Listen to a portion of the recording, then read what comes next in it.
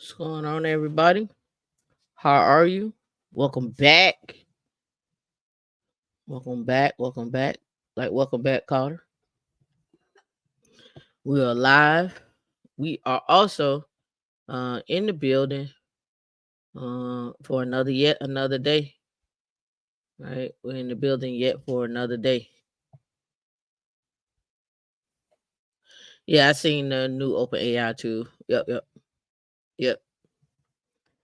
So, want to start off this morning with uh, it's opening up. It's gonna be I said last night was gonna be controversial. It's gonna be controversial today again. That's my name. We should call this the controversy show. Where we take no care of your feelings and no care of your baby mamas and your baby daddies.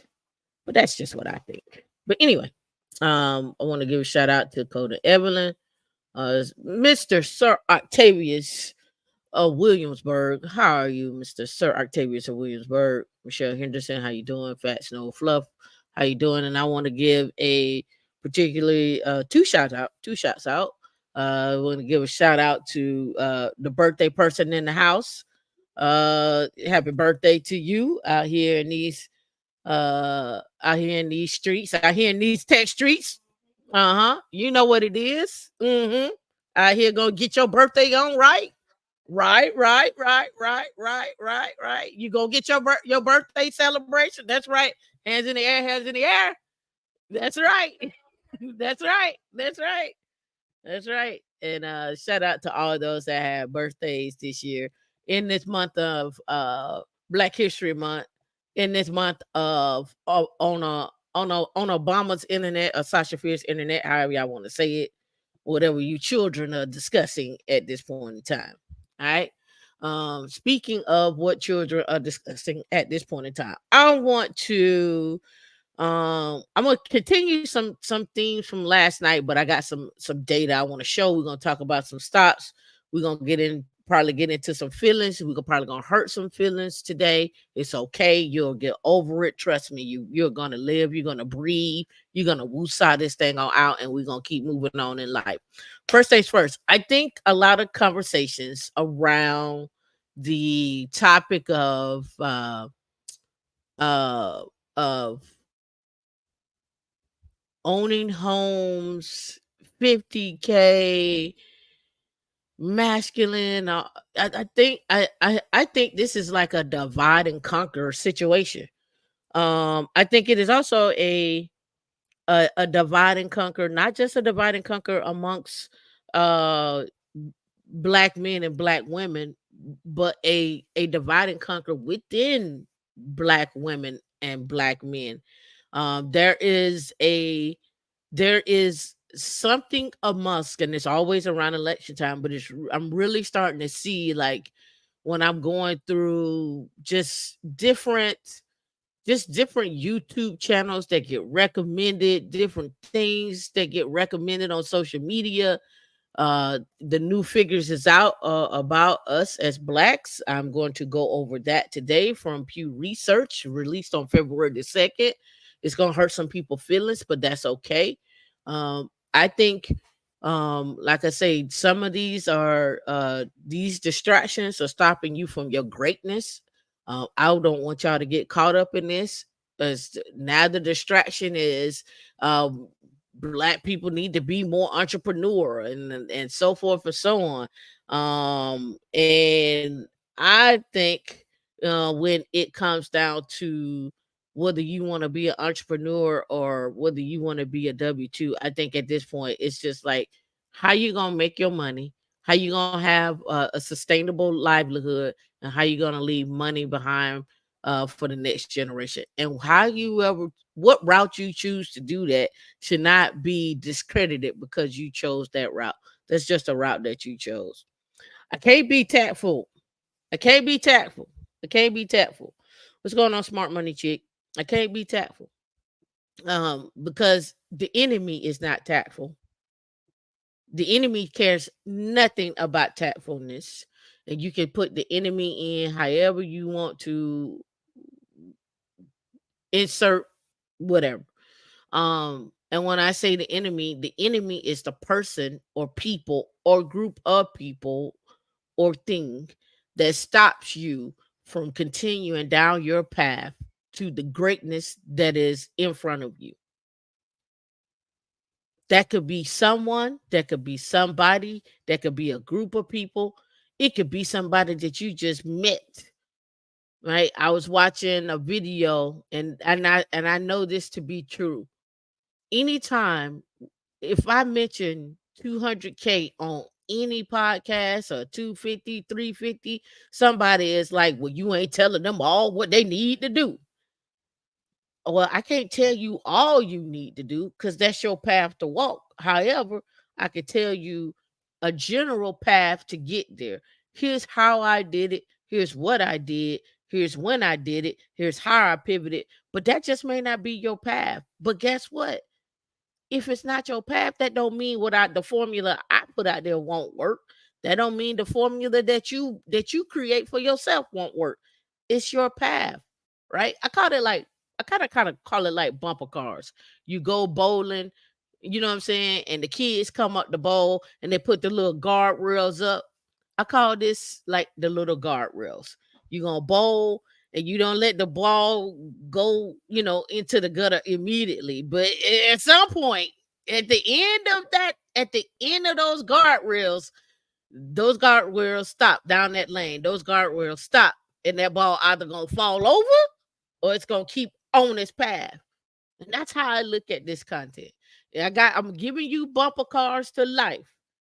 And and at some point you got to figure out whether or not you gonna keep going straight or you gonna fall and going over into the gutter. Which one you gonna choose? Which one you gonna choose? I prefer, me personally, not to be in the gutter. I prefer to go ahead and knock a bowling pin down so I can come back up again and go back down again and do it all over again. I like options. I like the fact of the ability to increase my options, increase my outlook on different things. I was looking at all the stuff they were talking about with Fonnie in Atlanta. Like the whole internet is now she's an embarrassment to black women, and you see this is what we're facing with Fonnie. And then on the other side, they're like, "Oh no, Fonnie is good." Like Fonnie was defending herself. Her dad came up and spoke eloquently. Her dad put in her this, that, and that. Now, what's not being said is her dad is showing her something. So now it's kind of like, okay, first you mad because women don't have fathers and father figure in life, but that's what her father showing her. So that's what her daddy showed her. She's doing what her daddy told her. My daddy told me to keep 6 months.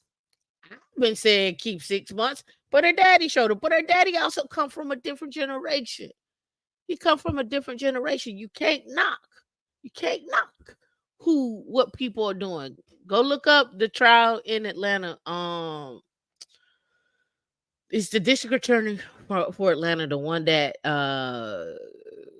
got Trump in the chokehold in there. But now everybody, ever since then, they've been gunning for her. Yep, they've been gunning for her. Right, so it's always a problem. It's always an issue. It's always gonna always be something. Again, another distraction. Another distraction. Don't let distractions stop you from your greatness. If you want to be the greatest infrastructure engineer, study the game. If you want to be the greatest software developer, study the game. Here's another one that gets on my nerves too. Everybody go back and forth on this debate. Should you go computer science or should you go computer engineer? I think computer engineer is better. That's my personal opinion because I think it's a little bit more hands-on. I think you get into embedded systems. I think the need for more people in embedded systems is a great thing. Of course, on computer science side, you're probably studying software. You're studying the theory of things. Computer engineer, you're hands-on. You're actually you're actually studying some theory, but applying that theory, right? Stay focused. Stay focused. If your goal is 200K, if your goal is 250, it's out there. Stop letting people talking about the layoffs in tech is getting you down. All right. Stop. Don't fall for it. Don't fall for it. Let's look it up. How many government federal jobs available?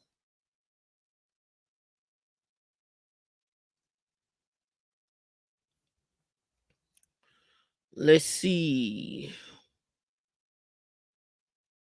I'm on OPM site, federal civilian employment.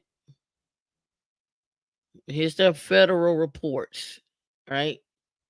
Here's who gets employed, right? All agencies um, employed by 1.9 million if we're gonna round it up, right? And where they're employed at, right?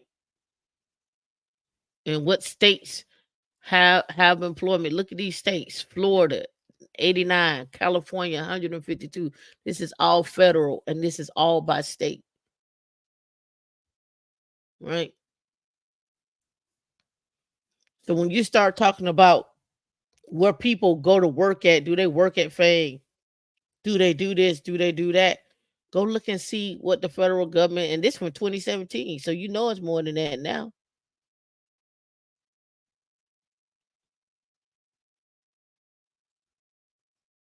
All agencies, the Department of Defense got 60,000. Let me go over here. Oh, it's the same one. Oh no, it's broken down by Department of Defense right here. So the DMV with 61,000, that makes sense. That's inclusive of West Virginia. California 60,000, Florida 30,000. You go where the big numbers is at. You want to be employed by the D in the DoD space, you go where the big numbers is at. It's funny because they got 88,000 here in Virginia, but then if you scroll back up and look at the DMV, it includes DC, Maryland, Virginia, West Virginia. So I don't know if that's inclusive there, right? That's how many people work for the federal government. If you want to go look for a job, you can find a job right out here, right? Go where the money is at. The federal government is always hiring. They're always paying.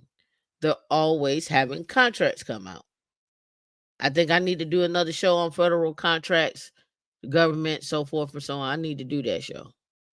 Helmet Chili, thank you for gifting. Thank you for gifting a membership. Oh yeah, I know. I know facts no fluff. Yep. Like stay the course. No, it's not a big jump to go from CS to CE. That's why I like CE. Um Traditional engineer, like, I think when you start getting into the upper echelons of engineering of tech, there is a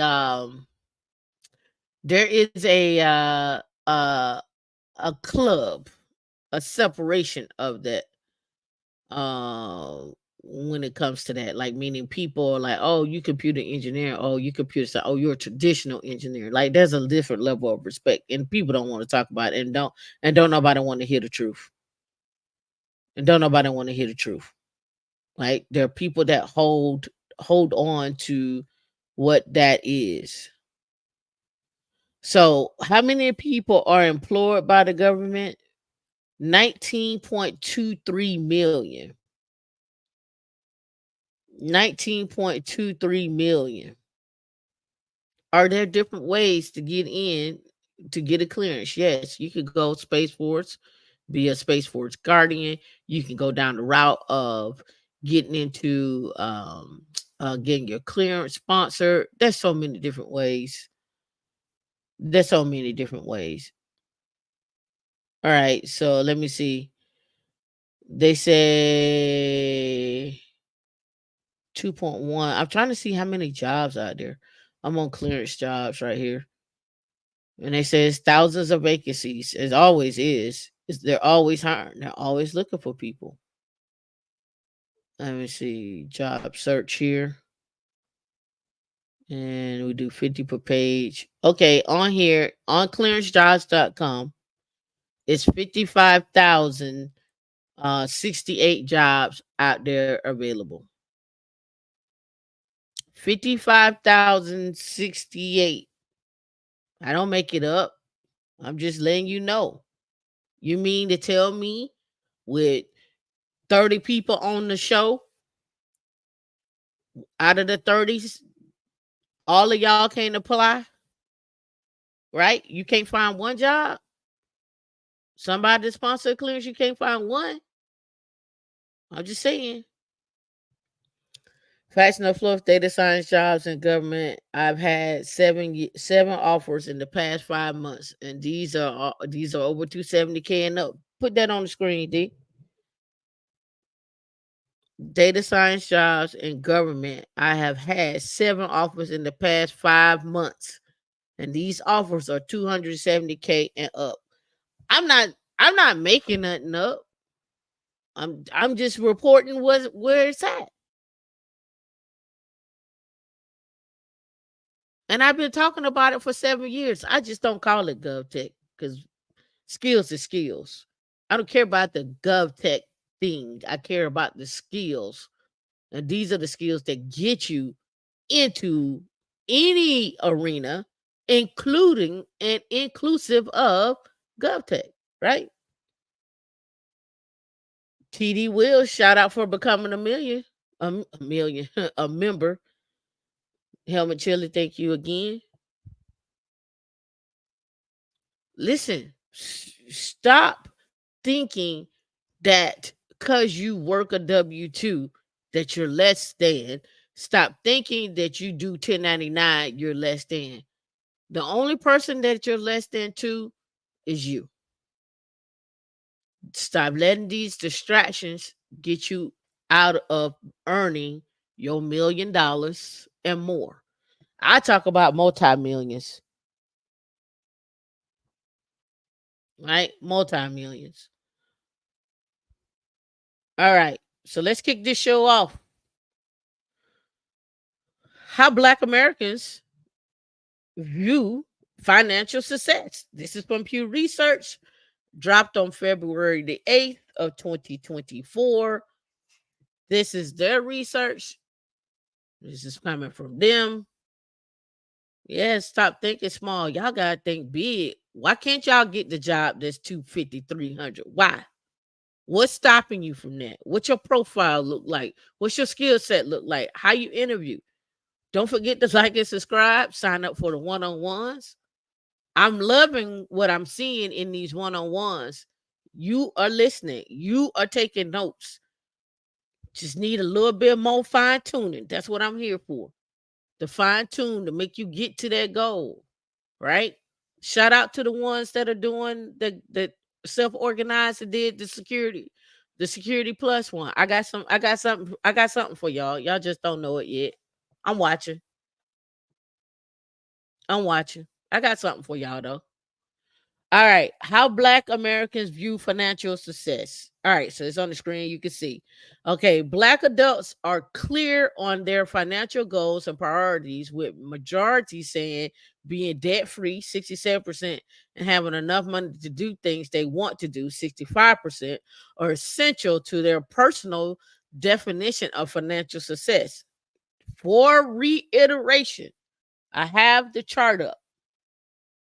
For reiteration, I have the chart up. Oh, where it go? Right here. I had a chart. I'm gonna make that a little bigger. We talked about this last night, right? Clarify. Step 1. Step 2, self-sufficiency, meaning you've moved out your mom house. Step 3, you're saving money for no longer living paycheck to paycheck. Stability. You have no bad debt. Key word in there in that quote is bad debt. And 6 months worth of expenses for emergencies. Her daddy taught her that. I'm telling you again. Even Dave Ramsey tell you this, but wait, there's more. I push it and say, let's go to a year. for stability, right? Let's do 6 months. Let's do a year of expenses, right? Let's go ahead and do a year. Flexibility. You have at least 2 years of expenses saved. You could take off work for a year, right? You could take off work for a year. So that's why I kind of bring number 5 down to number 4, but you got to work to get there. Now, if your expenses are $40,000 a month and you got to put up a year, how quickly can you think you can do that? And why your expenses 40,000 a month? Next one, you can live off the income your investments generate. We talked about this. Live off the income your investment make. Now, what are investments? We talked about assets. We talked about assets, and I'm gonna go more into some assets today. I'm gonna reiterate what a little bit last night, but we're gonna talk about some assets today. We gotta talk about Nvidia. We gotta talk about earnings calls. We gotta talk about all that. Financial independence. Live off the step 6. Live off of the income your investments can make. What are investments? What does that look like? And number 7, abundant wealth. Money isn't a concern. You have more than you ever need. Meaning, if I give away $50,000 on today's live, I'm okay. D, do we give away 50,000 today?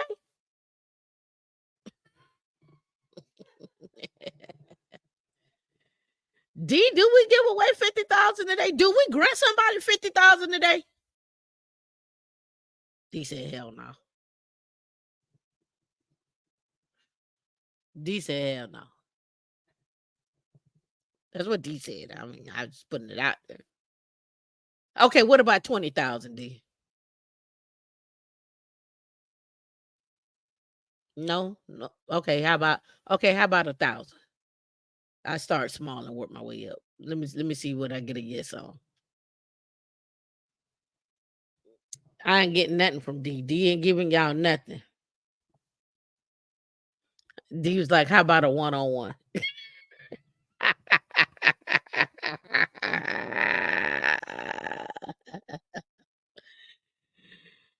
Yeah, the teacher that you know what? I don't think a lot of people looked at that one that I posted on the community page. But I tried to give y'all like, what it is. You know what it is. All right. Helmet Chili, thank you so much. All the way from Canada with the with the $10 like. We like it. We like it a lot. All right. I'm in a giving mood. I'm in a giving mood. We're gonna give away a one-on-one today. We'll give away a one-on-one. All right. Stay tuned. Let me come up with what that should be. In fact, D, you and the birthday girl come up with what the one-on-one, what we should do for someone to earn the one-on-one today. Y'all come up with something. All right. So let's get into it.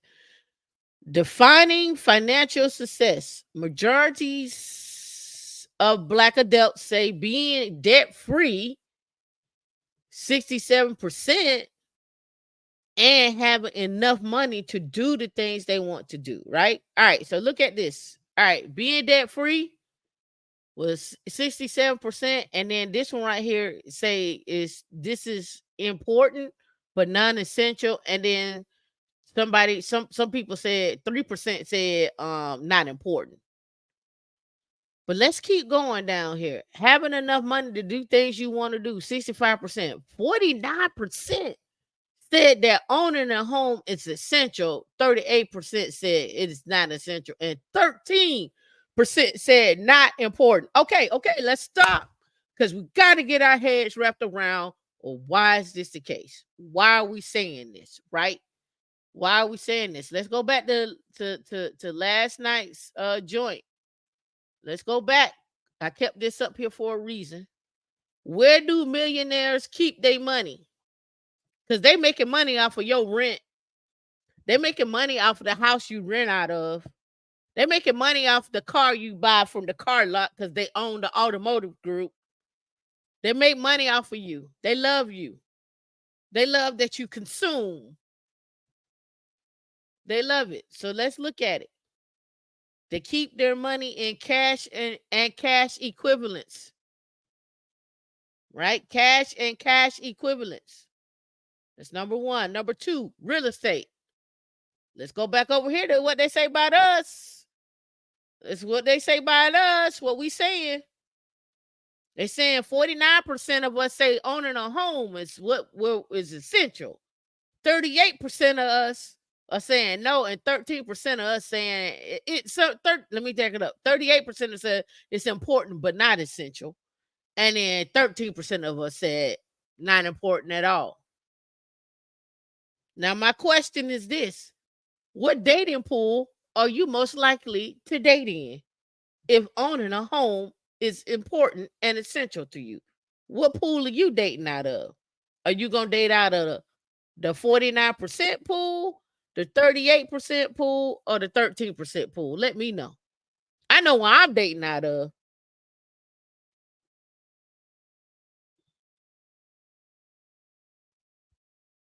I know what I'm dating out of. Now, if you choose, this is good, and this is what you get caught up. This is what's gonna get y'all caught up.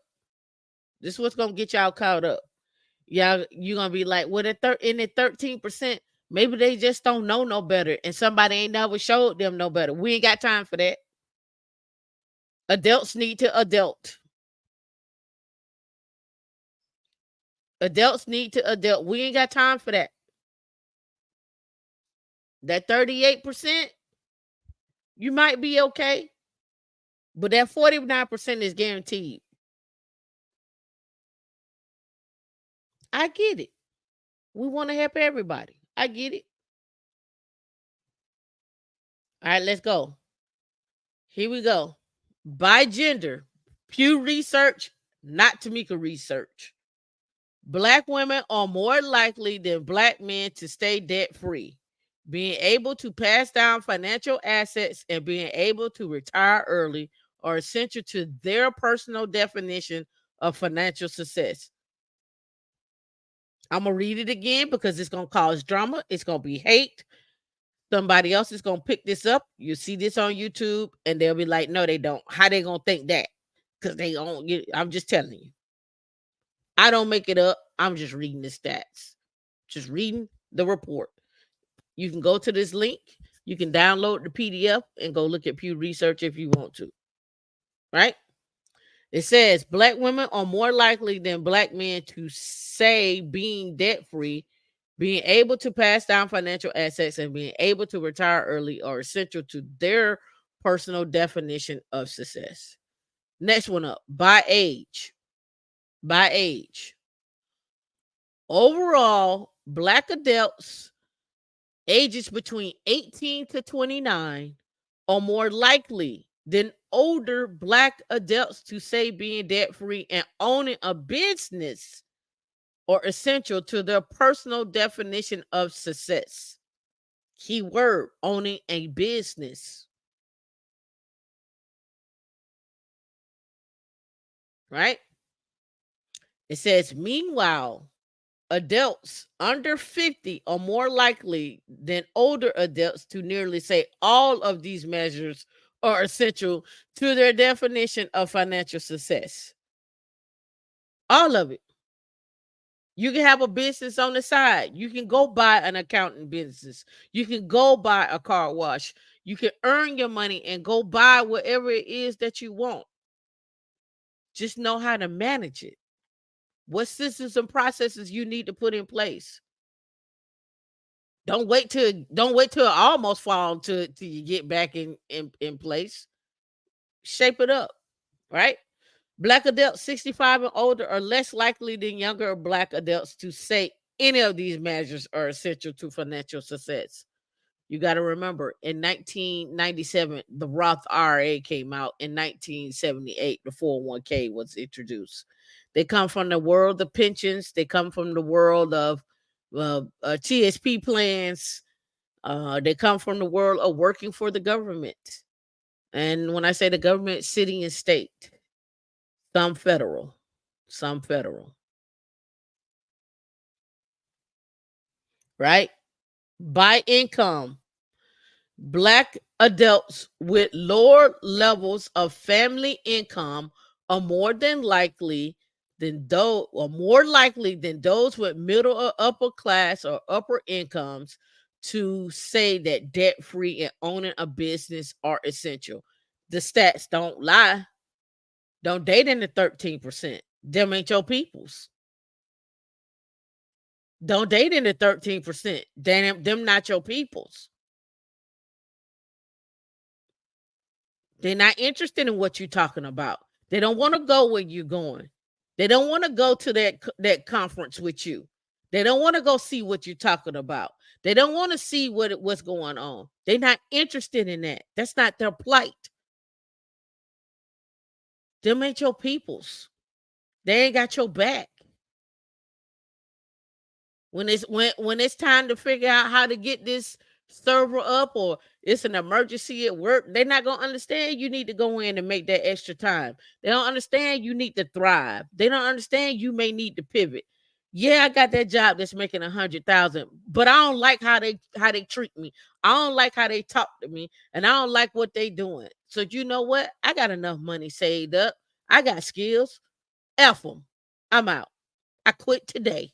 See y'all. Sayonara. Adios. You can talk that talk. You can walk that walk. You can get what you want. You can do however you want to. But in order to do that, you're going to have to grind. You're going to have to put in some reading time.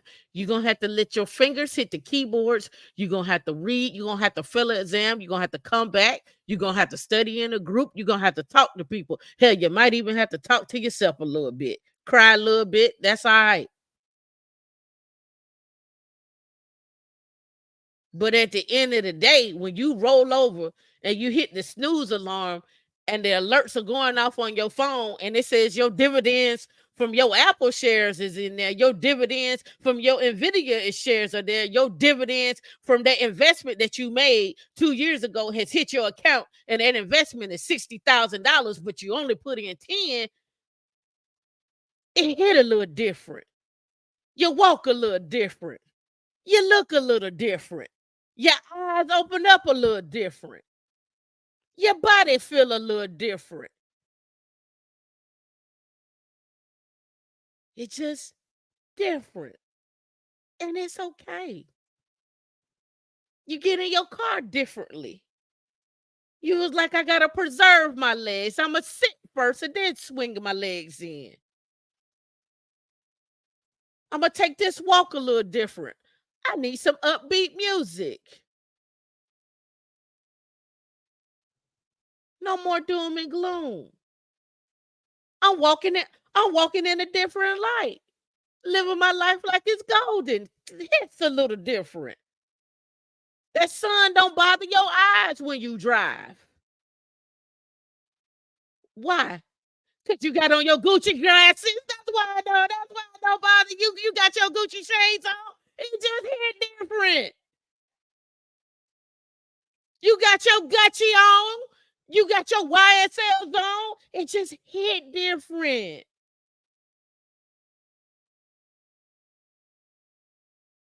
You ride down the street, you pull up, you be like, oh, let me get a little gas. I'm only buying premium from now on. I treat my car better. I wash my car better. I'm not taking it through there. I'ma hand wash it. I'm paying attention to detail. What's the sound of that car when I crank it up in the morning? Do it sound the same every single day? Yes. It sound different. Oh, something going on. Pay attention. Things hit different. You live different.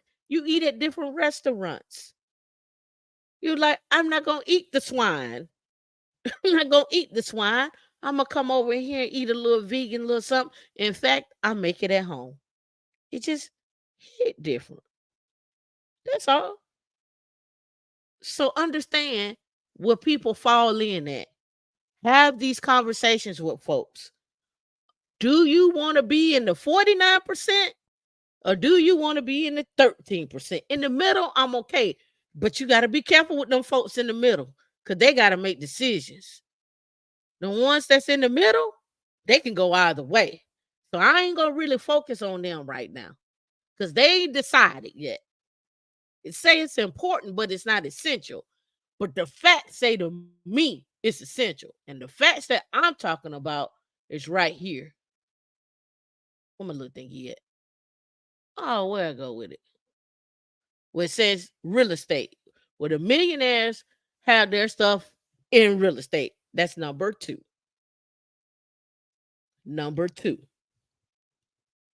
Number three is stocks and stock funds.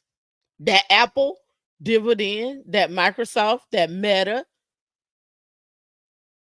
those REITs, it just all hit. Are they awake out there? Are y'all awake? Are y'all up out there? I'm checking. I'm checking. I did everybody fall out? Did I get we did people leave? Did I piss them off that bad? You up, Skywalker? Yeah. Them triple M's, that CLX, that ups, that Microsoft, that HD, yes, that Home Depot. It hits different. When your CD has matured, when you got your money going into a high yield savings account, you can do something minimal. You ain't gotta do $5,000 a month. You can do something minimal. $25, $10, do something. Get going, do something. Right? Let's go back to it. All right. Again, Black adults with lower levels of family income are more likely than those with middle or upper class incomes to say that being debt free and owning a business are essential to their personal definition of success. The Black adults with middle and upper class incomes are more likely than those with lower incomes to cite having enough money to do things they want to do as an essential measure of financial success. I talked about this before. I'm gonna bring it up again because people don't really be believing it. uh, see, education, adults earning, I should say, yeah, over time. I forget it was 1.5 million or something like that. I had to pull it back up. That's not how I searched it. Uh, degree earned money over time 1.5 million. I forgot how I looked it up. Here we go. Right there. Men with graduate degrees earn 1.5 million more in median lifetime earnings than the high school graduates. Key word in that sentence is median. Do you know what median means? Do you know what median means? The median is the middle number in a sorted list of numbers used in statistical studies. It is the middle number, right? Not the average. It's different, right?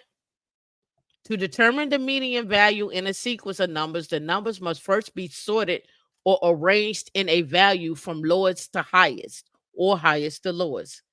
The middle number.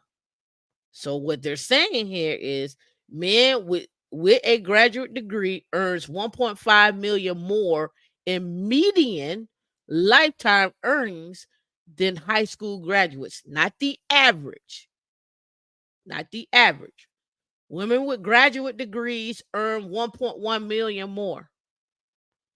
Regression estimates show that men with bachelor's degrees will earn 655,000 more in median lifetime earnings than high school graduates. Median lifetime earnings. Again, understand who you all are talking to.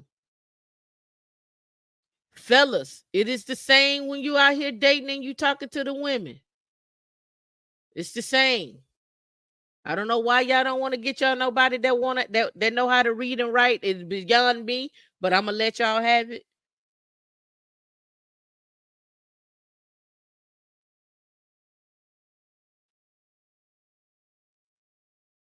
Now this is an interesting fact right here. A bachelor's degree holder earns at a median of 2.8 million over their lifetime, which translates to an average annual salary of 70,000, and a master's degree holder earns a median of 3.2 million over their lifetimes, with the doctoral earning around about 4 point or earns around 4 million, and professional degree holders earn about 4.7. I don't know what a professional degree holder is. I guess you go to school forever, but okay.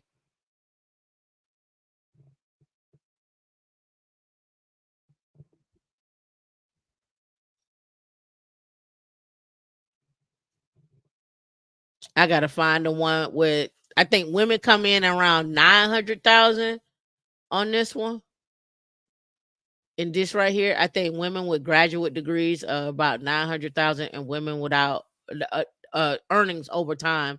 And I think it was graduate degrees, and I think over high school diplomas. Let me look up women earnings over time, graduate degrees.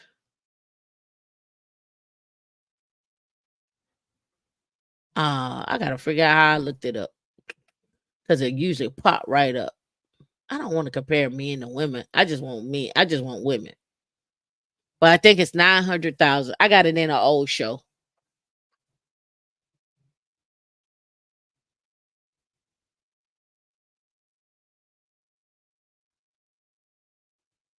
Let me look and see if they got it here. This is from 2020. But they don't talk about, yeah, they stopped in 2019. They don't talk about the earnings over time. When I find it, I'll show it. Let me see overview. Uh, I gotta find it. It's gonna bother me now. All right, I find it. When I find it, we'll talk about it. But let's get back to it. Nativity. Black immigrants are more likely than black adults born in the US to say being debt free, have enough money to do things they want to do, being able to pass down financial assets, having multiple streams of income, and owning a business are essential to their personal identification of financial success. I knew this is going to probably set some folks off right here. Would if you read it how I read it, they say you lazy. They say you black Americans are lazy. How I read it, that's how I'm reading it.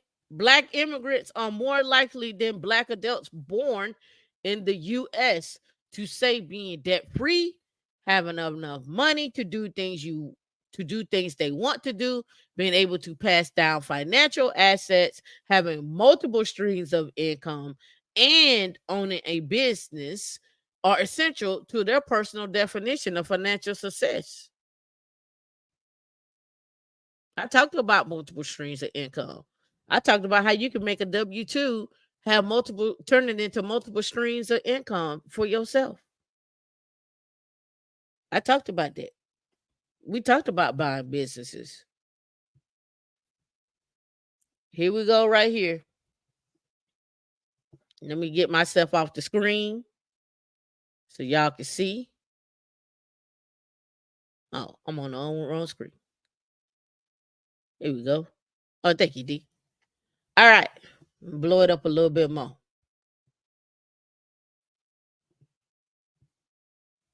Go back.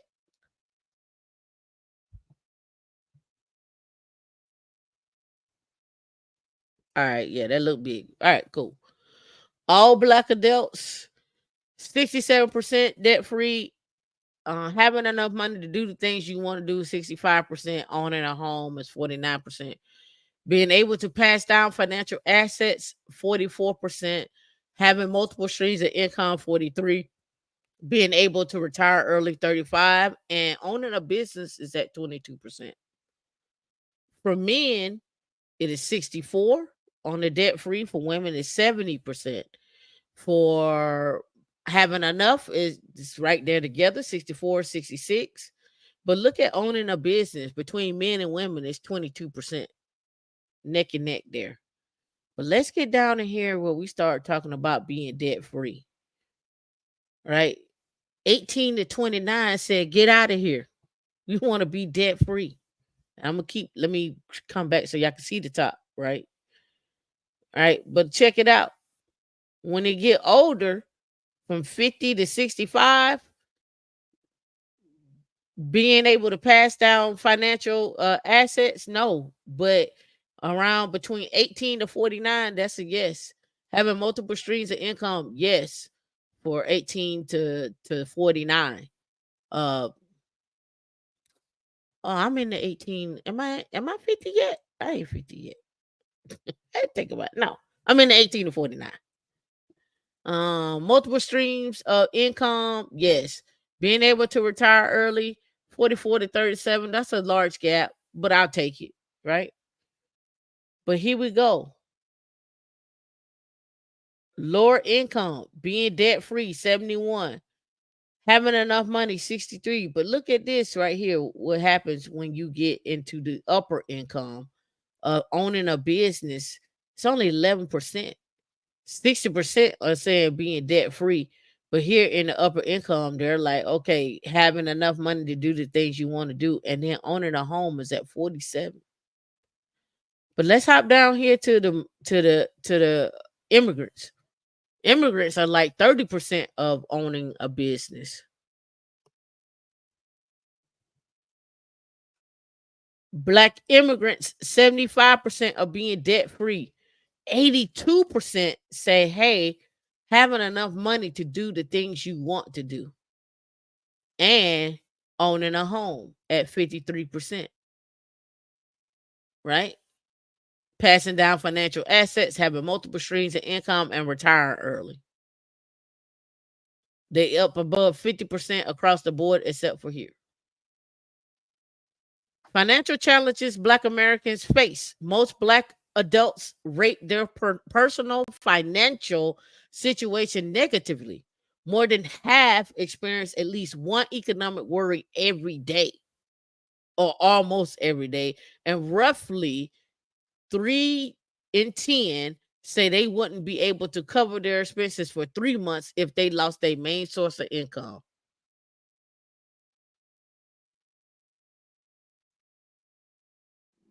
Why? Most Black adults say their personal financial situation is only fair or poor.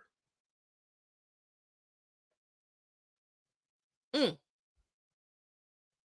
Good is in the green, poor is on the right. I'm seeing a whole lot of poor on here. And here we go. You can't tell me education don't mean nothing. Poor is up 71%, right? We talk about their personal financial situation, right?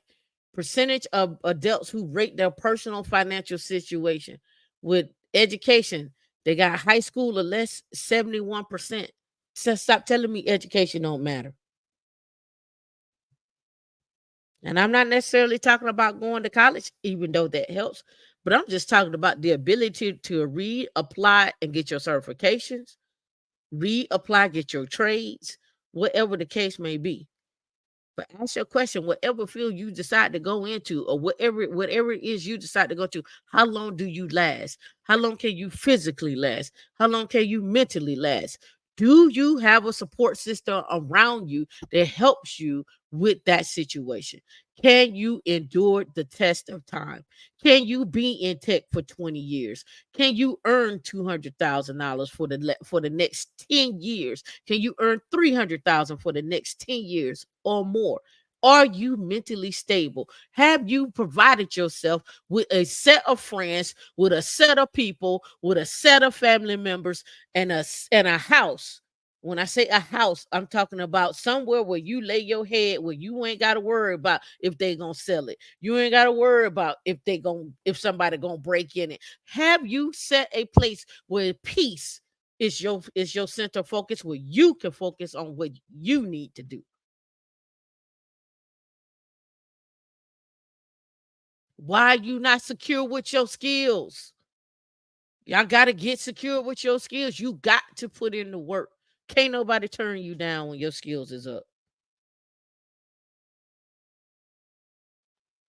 I keep trying to tell you, people don't may not like my analogy, how I look at it, how I talk about it, but I'm trying to train you to be, in my words, killers, hitters. You walk in a room, you know what's up. You know how people looking at you. You know how people gonna talk about you. That's not your concern. I'm not here because you don't like me. And that was one of the things that I was watching this morning.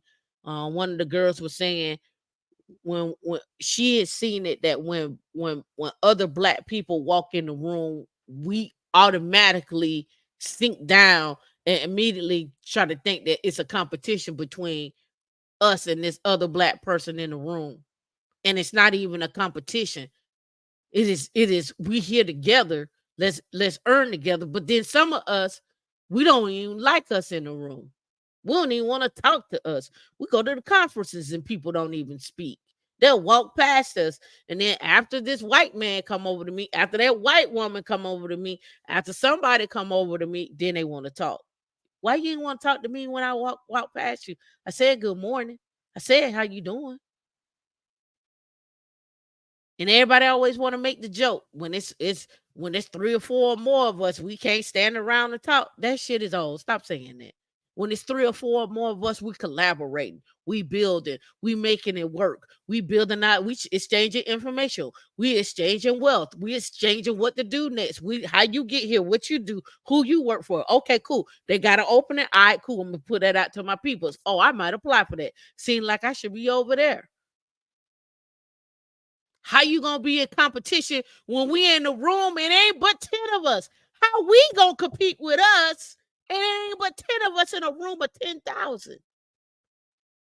Why we competing against us?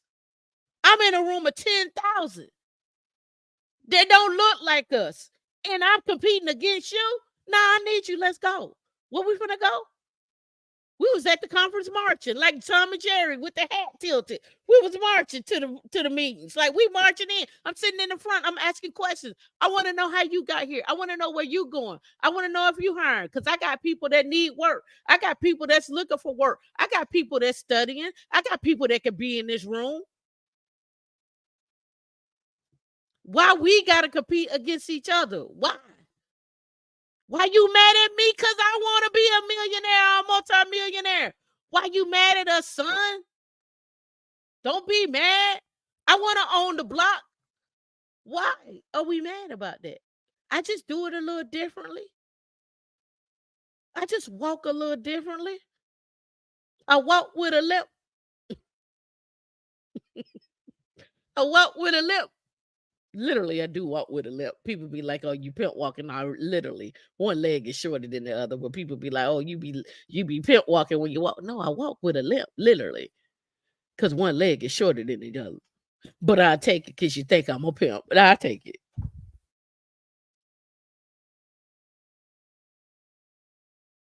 Why y'all be mad? It's 10 of us in the room and we competing against each other. We ain't competing with each other. I'm in awe of you. I'm in awe that you here. Cause last year when I came, it wasn't none of us here. I'm in awe that you on stage. How can we be up there with you next year? What I gotta do to get there with you? Change your mindset. Y'all think. Like I said this yesterday, why is it that two people can't meet each other where one person over here is thriving and this person over here is thriving and y'all come together? Why you feel the need you gotta save somebody? I want to save nothing. All the thing I want to do is save time and save money. I don't want to save another person from something. I do want to help you, but I don't want to save you. Why you always want to save somebody? I ain't worthy. You not worthy of being happy when you enter in a relationship. I want to fix your trauma. I want a trauma bond. Did you go get your help first? No, you ain't do that. Oh, okay.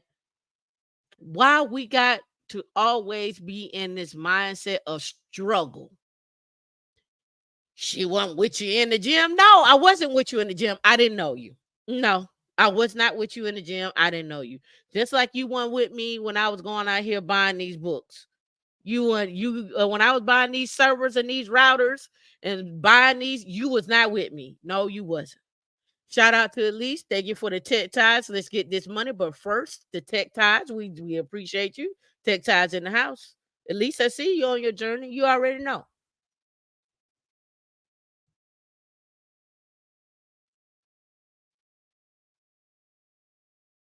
Helmet Chili, you said you was at a boat show in Toronto last month and saw 4 black people and we all linked up. That's what it's supposed to be. Let's link up. And here's the thing, too. This is the I want to say this. Don't get my number if you ain't gonna call me. Don't get my number if you ain't gonna call me. If you ain't gonna call me, don't take my number. Don't get it just to have it. I got a stack of cards right here now, right now. And when I take my time, I sit down, I email people, let's link up. I want to talk to you, see what's going on. But don't get my number, then don't call me. What's the point? What's the point? As my aunt would say, what's the point? What is your point? What's the point? Right? Stop the distractions that keep you off your journey to your greatness. I don't know why y'all don't want to be multimillionaires. I don't know. I don't know why y'all hang out with them crew that don't want to be. And when somebody tell you you don't need that much money, that's when you need to do an about face. Don't ask them why you think that. You just need to do an about face. When somebody says to you, I don't know why you want that much money, that's when you be like, you're right. God bless you and good night. You got to do them like Russell Simmons. Thank y'all for coming out. God bless and good night. That's how you got to do them. When they say you don't need that much money, God bless you and good night. Did you call me? Oh, it sounded like you calling me. I'm gonna go see what they doing. It's good meeting y'all. Bye. Wrap it up. Wrap it up. So poor for bachelor's degree is 50-50, but let's hop down here into lower income. This stat is startling. Startling. Poor 78%, middle income 57%, upper class 29%. Up here, excellent, good, upper income, like, yeah, yeah. Like the song, yeah, yeah, yeah, yeah, yeah, yeah. Black adults include those who say that their race is black alone and non-Hispanic, multiracial, non-Hispanic, or black and Hispanic. Some college includes black adults who have an associate degree and those that attended college but did not obtain a degree. The family income tiers are based on adjusted 2021 earnings. Share of the respondents who didn't offer an answer not shown, right? This was conducted from September of 12/24 or 2023. Majority of the adults, 64%, rate their personal financial situation as only fair or in poor shape. Right? Economic worries. More than half of the black adults experience at least one economic worry on a daily basis. And what do they experience? I'm gonna just go down the column and then we're gonna talk about it. Paying your bills, the amount of debt you have, being able to save enough for retirement, being able to buy enough food for you and your family, paying your rent, your mortgage, the cost of health care for you and your family, taking a cut in pay due to reduced hours of work, right? And then losing your job. Let's go back up. All right. So this is the percentage of adults who say they worry about blank about each of the following. So 31% say they worry about paying their bills. 29% say they worry about the amount of debt that they have, right? 28% say they worry almost every day. 28% they worry almost every day about being able to save for retirement. Buying food. Let's see which one got the largest one. The largest one is paying your bills. Now on the other end of the spectrum, 49% say they worry about having enough food. They rarely worry about having enough food uh to pay, I mean to eat and to provide for their family. 49% say they don't worry about their mortgage. 49% say they don't worry about the care, but 49% say taking a cut in pay due to reduced hours or demand of work. 56% say they rarely worry, and losing their job, they rarely worry. It says black women are more likely than black men to experience daily or near daily worries about paying bills, the amount of debt they have, saving for retirement, taking a cut in pay due to reduced hours or demand for work, and losing their jobs.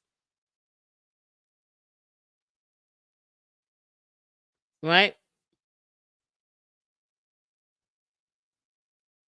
By age, adults 65 are under 65 are more likely than those 65 and older to experience each of these economic words. By education, black adults with high school diplomas or less education than those with some college experience more likely than those with at least a bachelor's degree to experience nearly all of the economic worries on a daily basis. I said this before and I say it again. The struggle is killing you. You are dying because of the struggle. You're dying because of poor access. You're dying because of a lot of things. You worry about a lot of things. How can we stop you from worrying about those things? Skills. Yeah, I'm gonna go ahead and tell you. Skills. How many of y'all put in the chat right now? How many of y'all are worried about your cell phone getting cut off? Put a one in the chat if you worried about your cell phone getting cut off. You worried about your internet cut off. You worried about you ain't gonna have enough money for food.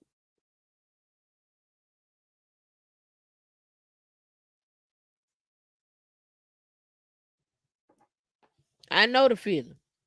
Danny Moore, you said so when being a government contractor, you would max out your IRA instead of your 401k. How does that work? So when Danny Moore, it depends on what you're talking about, right? Because we gotta talk about this. Your depending on your level of income, you could you can have a non-traditional IRA. You can't have a Roth IRA. You can have a non-traditional IRA. I'm gonna max out my 401k because I know I'm getting a match over there. In my IRA, I'm not getting a match. So I'm gonna put what somebody gonna match me in. I'm gonna take that, right? However, if you was on last night's show, we don't care about matches because we looking for jobs that do profit sharing 401ks.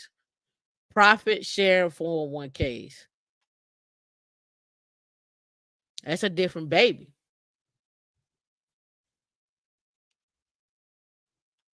That's a different baby. Profit sharing 401ks. The 401k match is cute. It works. But that ain't what I'm looking for. Right? Profit sharing 401ks. I'll just do this math here. I ain't gonna do it again to y'all today. I'm gonna just pull up the calculator here. All right. So when I talk about this profit sharing 401k, oh yeah, you have. You just didn't know. At least for you, I'm gonna pull it up. For you at least. Because at least I like you. I'm gonna pull it up. I'm gonna pull it up, my friend.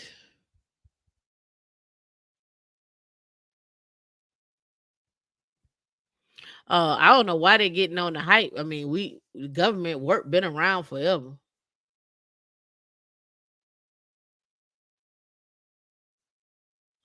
There's nothing there. Hold on. And I know where I can find it. Do do do do do. Do do do do do do. Bum bum bum bum bum bum. I got Levert in my head. Pip pop goes my mind. All right, so let's get to the IBA joint real quick.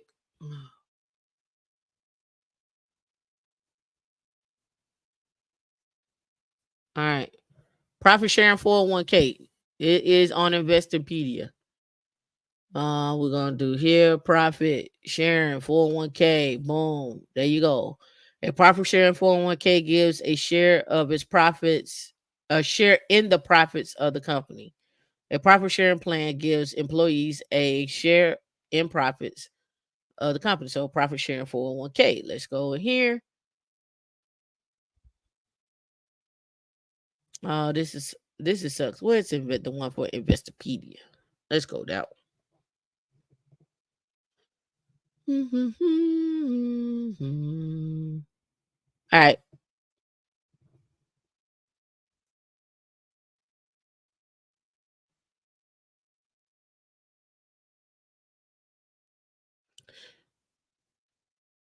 That ain't what I want. But let's see what Investopedia do. They have it on here. Okay. So the profit sharing 401k. I hate when this does this and then it won't go away. But that'd be my fault. But that's okay. How do you start? Maximum you could contribute, benefit, bottom line, da da da da da. Nope, they don't have it. All right, so I'm gonna explain it because I wanted you to see it, but you can see it on this right here. It just doesn't matter. So this is what how we could calculate for a profit sharing 401k. So profit sharing 401k means that the employer puts into your 401k regardless of if you sneeze, regardless of if you um regardless of if you do anything, right? So the reason why this conversation came up because I was online and this guy was saying that hey, in a match, in a 401k match, if you leave before the time that 401k has vested, the actual employer can take back your match. I've never had that happen to me. I've never had an employer take away my money that you don't put into my account and go snatch it back like they snatching wigs. I ain't never had that. So I said, let me look into it. So there's vesting and cliff in terms of 401k. Most people, majority of the times, get a 401k that's fully vested from day one. So you don't have a vesting schedule, meaning the company is going to do 25% this month until I mean not this month, but this year, then another 25%. You all don't have that. You probably have never seen that. And then there's cliff as well too. So there's vesting and there's cliff. But we normally don't see those things. You see vesting schedules on stocks. Hey, we're gonna give you 100,000 shares, but 25% is gonna be earned your first year, then the next year 50, and then 75, and then 100. You normally don't see vesting on your 401k. You may see delayed full investment, like hey, you gotta work here 3 months, and then we'll have we'll have you enter into your 401k, and then we'll put in our 3% or our 4% match. It's usually how it works. You normally don't see that, right? All right. But on the profit sharing 401k, which is totally different than your regular 401k match, this is not a match. Repeat, this is not a match. I'm not talking about a match. I'm talking, and I said this last night, you get a company, they do profit sharing 401k. There are certain companies out there that do it. Go back to episode 124. I talked about a ton of companies on that episode. I think I pulled out 10 or 12 companies on that episode that do this. It's rare that companies do it. But them the companies that you look for, I'm teaching you to be strategic on these companies to look for with profit sharing 401k, and those companies that actually put into your 401k and they have a long runway. When I say a long runway, meaning they're invested in their work comes and they don't worry about whether or not they're going to get bought or sold or so forth, right? What's going on, Tim? I seen your Erica's live stream Wednesday. I see she got the data science stream coming up. That ain't me. That ain't me. I think that's probably Sub Zero. That ain't me. All right, so let's talk about this profit share 401k. Your base salary may come in around, I don't know. I'll be nice. I won't do 200k, because if I say that, y'all gonna be like, oh, yeah. So I'm gonna be nice. I'm gonna say your base salary is 145,000. Okay. So your base salary is 145,000. On line 8, 36,250 for for that year is going into your 401k. You employee, do nothing. You employee do nothing. So, what is that a month? 36,250 divided by 12 is 3,020. So every month, $3,020 is going into your 401k. Every month, $3,020 going to your 401k.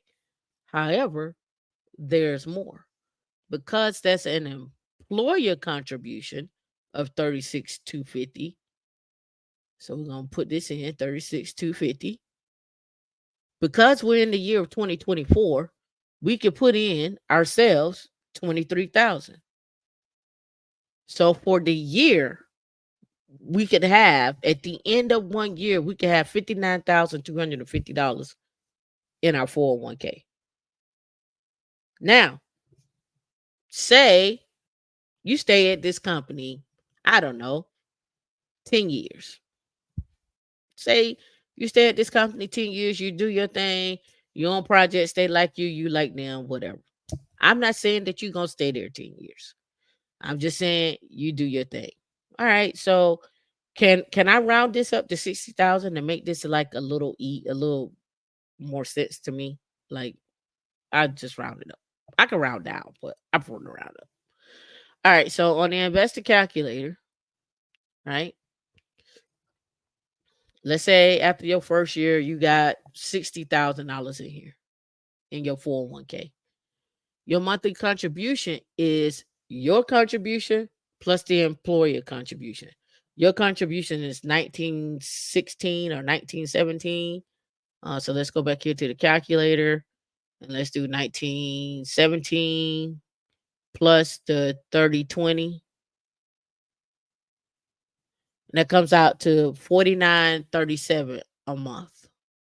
49.37 a month that you're contributing to your 401k, because the employer can do theirs and I can do mine, but it can't be no more than 69,000. And this is not more than 69,000. This is 60,000. So 49.37 goes in every month.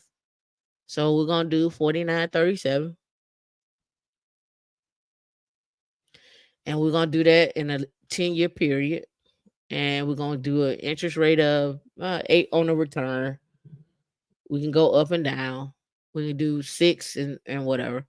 So in 10 years, you'll be at 987, right?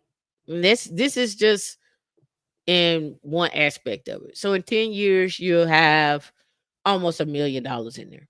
Okay, that's all right. That's okay, right? Mm, that's all right. But wait, there's more. All right. Down here on these lines, 12 and 13, right? They equal up to this 36,250. And this 36,250 is your money too.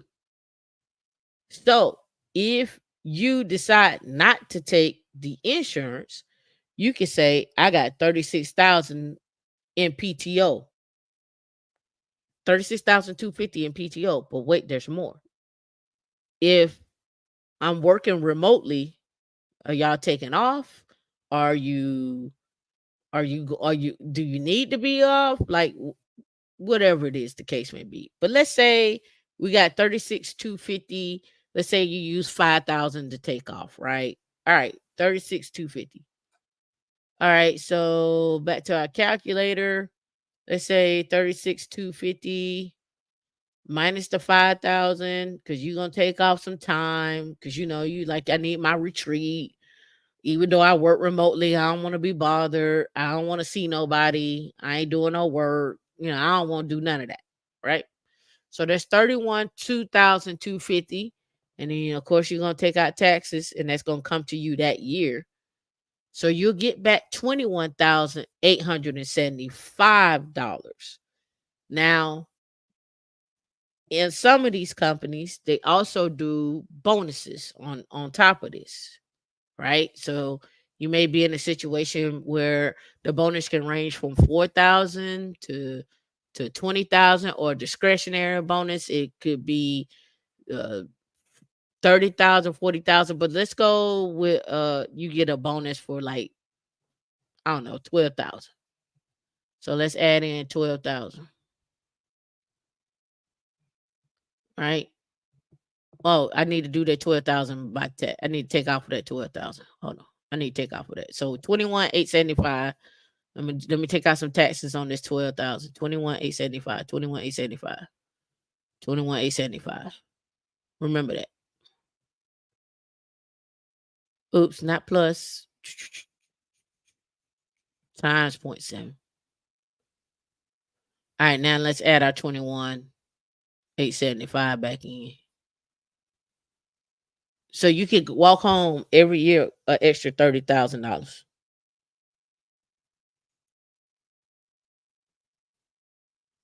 Now, what are you gonna do with that money?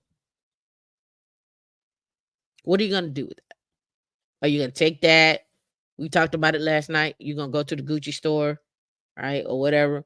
Last night I was showing if you increase this to 200,000, you could be walking away with $63,000 every year. So the question is, what are you gonna do with this $30,000? Right? You're already getting your base salary of, and this one we're at 145. So 145, 145,000 times 0.7 divided by 12. So you walk home every month with 84.58. So keep your bills low. You putting away 27,000 of this too, right? Because if you maxing out your 401k pre-tax, I did that wrong, 145. If you're maxing out your 401k pre-tax, that's minus 23,000. And then you are also investing into your HSA, which is 4,100 now. You're really bringing this home. This is really what is coming towards you, and this is really what you're taking home. It's 6,800, right? That's really what you're taking home. That's really what you're getting on a monthly basis. So when you see that 30,000 come up to you in October, what you gonna do with it? Where's that money going? Right? So that's what I talked about. That's profit share 401k, right? So back over here, when I'm talking about um worrying about losing your job, that 30,000 should be going into some place where it could be making some money. So when you decide to jump, you can jump, right? The same way, taking a pay cut due to reduced hours and stuff like that. I'm not taking no pay cut. It's time for me to go. A cost of health care for you and your family. Okay, so you need to figure that out too. What does it cost for healthcare wise? Especially when y'all on your job search, y'all need to be looking at that. Right? Profit sharing 401k. Right? We talked about that. All right. Let's get down here. They have another one. Bills, debt, and saving for retirement are the top three economic worries Black adults experience on a daily or near daily basis. Bills, debt, and saving for retirement.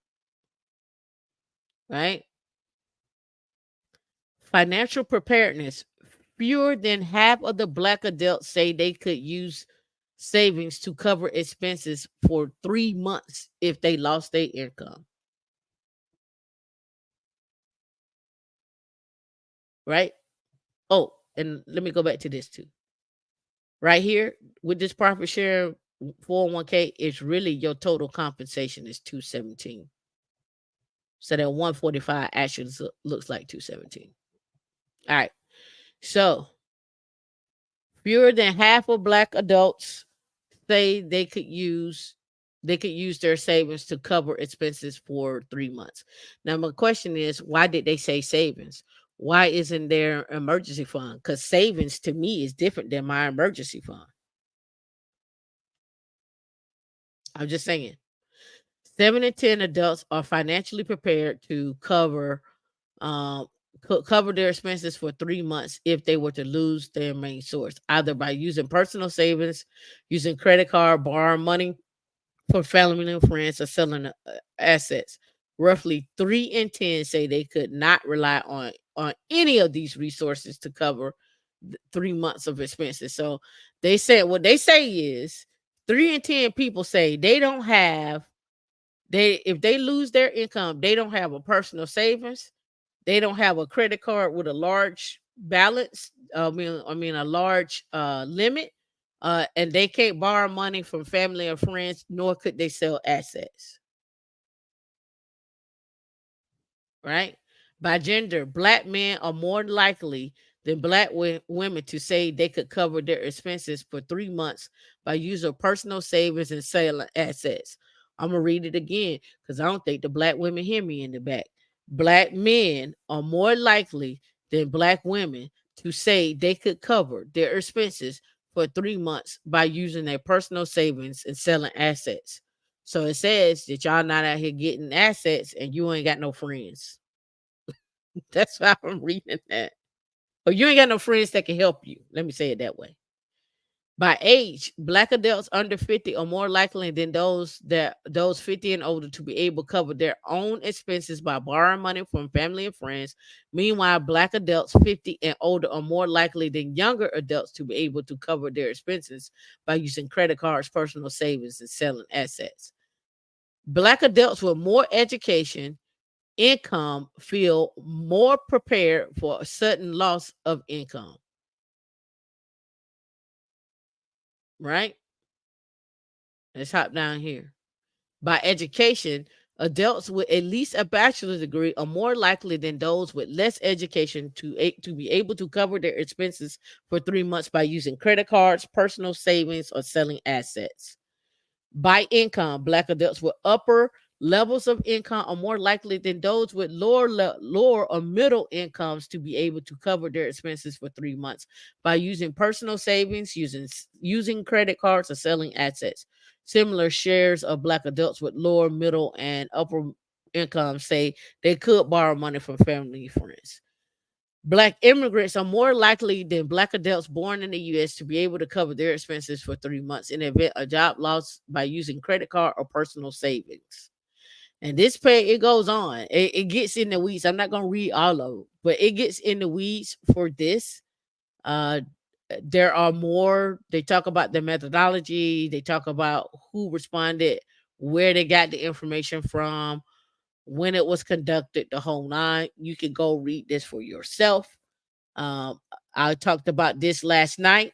I talked about value of assets holdings. This right here is the wealth of households in 2021. It is from the United States Census Bureau. It talks about where people have their money at in assets of financial institution, vehicles, equity in their own home, retirement accounts, stocks and mutual funds, business assets, other real estate, bonds, rental property, and other holdings. I want to talk about what other holdings could be, but I want to go down here since I've been talking about it, and we're going to talk about this. What are commodities and their role in the stock market? I'm not going to do a deep dive, but I want to talk about all of the different ways we can have assets and what are assets. What are assets? What can we be cash on cash? What can we be liquid? Where can we what can we invest our money and grow? I try to bring that to y'all every week with tech stocks and jobs so you can open up your eyes and go down the path that you want. I'm just providing bumper cars to help guide you along the way. Pick something and let's grow. All right, what are commodities and understanding their role in the stock market? All right, commodities are raw materials used to manufacture consumer products. They're inputs to the production of other goods and services rather than finished goods sold to customers. In commerce, commodities are basic resources that are interchangeable with other goods of the same type. The quality of the given commodity may differ slightly, but is essentially uniform across producers. When traded on an exchange, commodities must also meet a specified minimum standards, also known as the basis grade. Now, why am I talking about this? When we had our meetup a week, 2 weeks ago, where we had Joe come in from Selby Jennings, and he talks about the different quant traders and how they build out their quant platform may trade on commodities. I'm talking to you from a quant perspective today and then also an investor's perspective. You need to understand where you're going to invest your money, but you need to understand what are the opportunities out there to invest in. You can become a quant developer by creating a platform and understand how to trade commodities. You can understand how to trade silver and gold. You can understand how to trade different things. I just want you to understand what it means. And if this is something you want to invest in, at least have the knowledge of what it is and where it plays at in the market. So when you go invest into an ETF and they say commodities, you can say, I know what that is. What commodities are they holding in this ETF? What commodities are they holding in this fund? Educate yourself on that. And I think Peter Investor was in here. Salute Peter Investor and salute Alonzo. How y'all doing? All right. Commodities are often used as inputs in production or other services. Investors and traders can buy and sell commodities directly in spot cash markets or via derivatives such as futures and options. Hardcore commodities refer to energy and metal products, while soft commodities often refer to agricultural goods.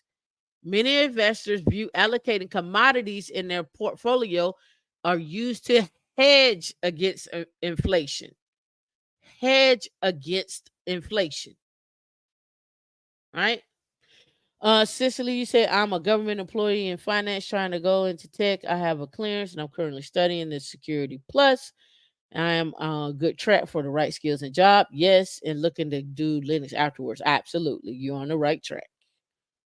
Come to the meetup on Wednesdays. Every day, every Wednesday from 8 to 10 Eastern Standard Time. 50 Frank, you said, considering how banks and retirement programs are going away for the poor, do you think transferring your fiat to gold is? I think I think having some gold and silver is a good thing. I don't think putting all your money in gold and silver is a good thing.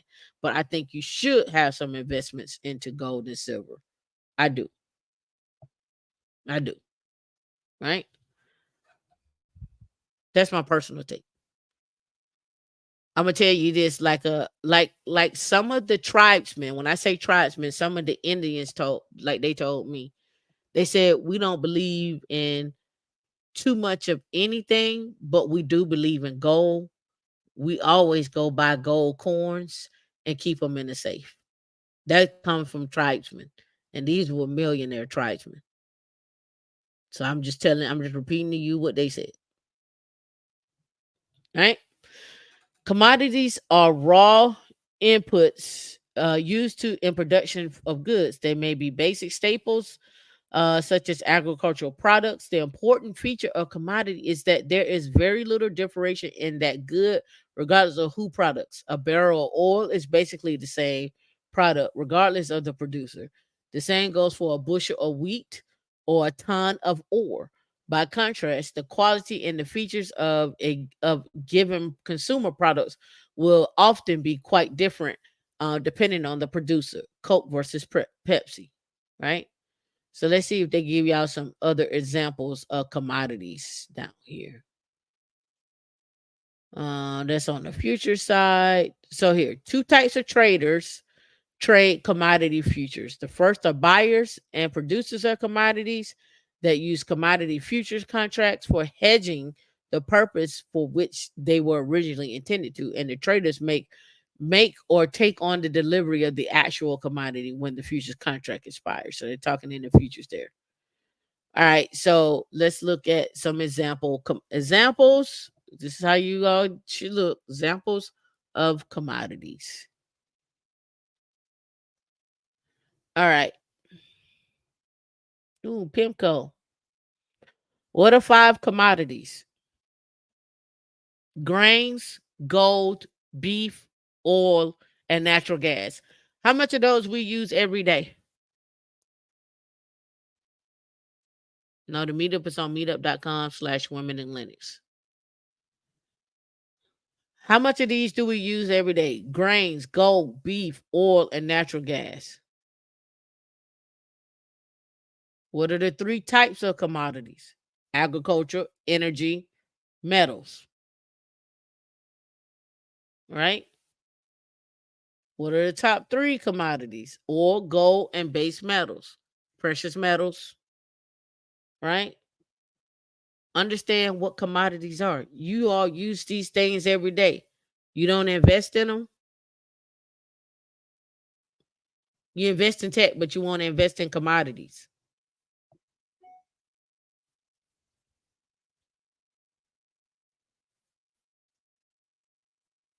Let me go to my portfolio real quick.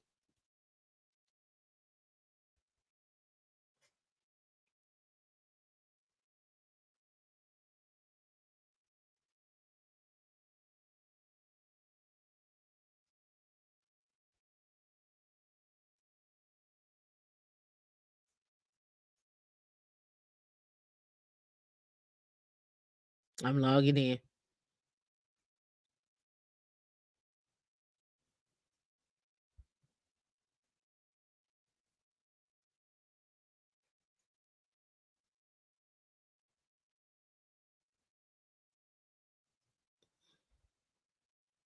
All right. So, how many of y'all, and we getting ready to go into this? Yeah. How many of y'all are invested in any commodities?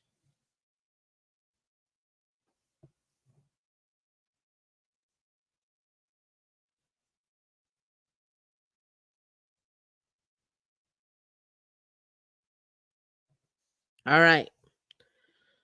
I'm going to give you this. Let me see. Okay, yeah. This guy right here. NPC.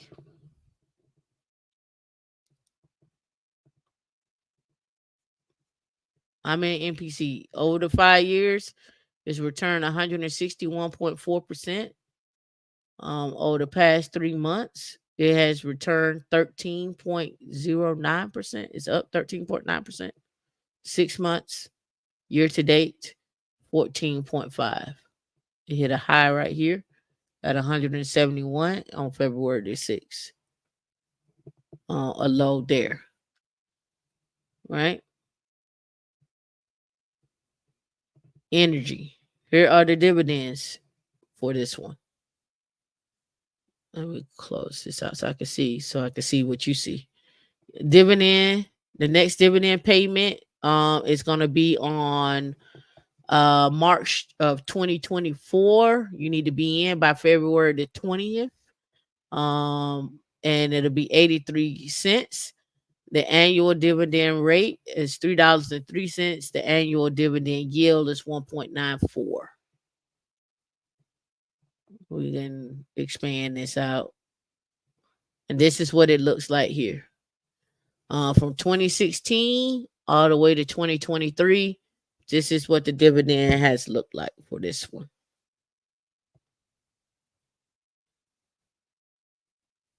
Right?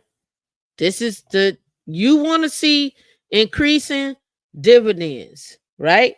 Aristocrats and kings. Aristocrats and kings. Stay there. If you not on the wild side, listen, this is my personal take. This is what I think. And y'all may not like this take, right? I think you all should be conservative for the first 10 years while you working in tech, build up your nest egg, hit your millionaire, multimillionaire status, and then after you get finished with that, then go be a wild child. But now you got your retirement already saved up. You got your buckets already saved up. You got your foundation out. Grind for 10. And the other 10, you could go do what you want to do. But that's all I'm saying. This is the conservative approach. This is the conservative approach. I think if you can make 2 to 500,000 for 10 years, stack your money. Then after them 10, you go do whatever you want to. You can retire in 20 if you want to. Right? So let me bring this over here because I want to talk about one more. This is my peeps. This my peeps here. Let's go on and talk about them. All right, let's talk about them and then I'll bring it back over. So, talked about commodities, earning calls. Go check the NASDAQ for earning calls, IPOs. NASDAQ.com, that should be your friend. You should be understanding marketing analysis. You should be understanding what you're investing in. You should be attending the calls. You should understand what that company does and why do what it do.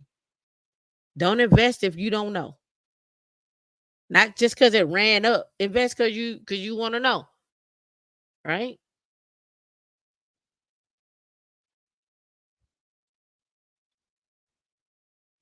All right. That's the earnings call. All right. Let's scroll up on this. That's the commodity. But here we are here. Nvidia may shine again when it puts its report out on Wednesday. The earnings report for Nvidia is coming out. Nvidia been rolling. I don't know where y'all been. Nvidia been rolling. Let's look at them. Here is Nvidia. Let's look. They had a low. They hit a low right here at 725. But let's look at them over the past 6 months. Look at that. Look at that line from October the 23rd of 2023 to here. 65.25%. Nvidia. rolling. Let's go look at it for the past 3 years. We want to see lines like that, don't we? We can't always pick winners, but when we get one, we got to go with them, right?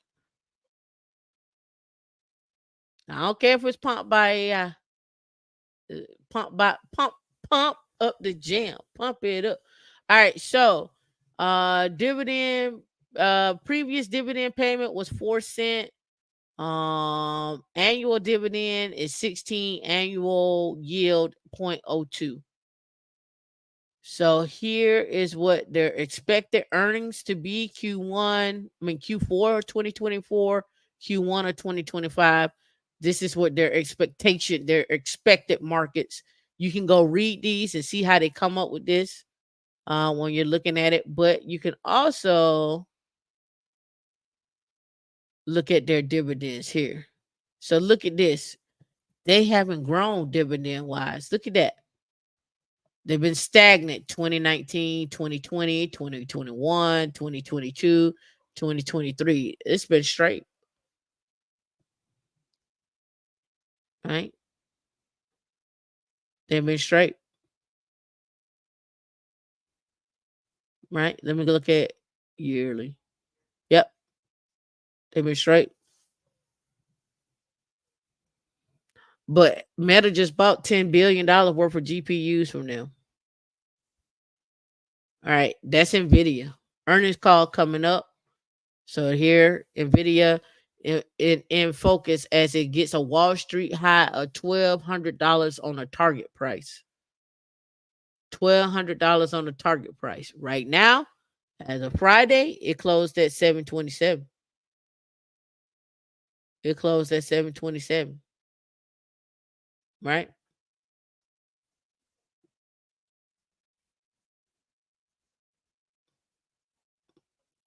I am invested in Nvidia. I am.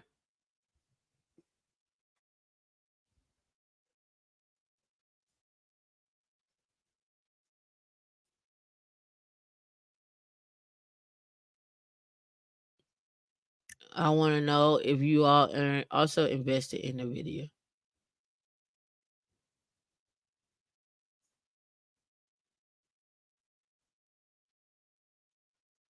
I'm getting ready to bring you another one. Okay. How many of y'all ever heard of NVR? Ticker symbol NVR.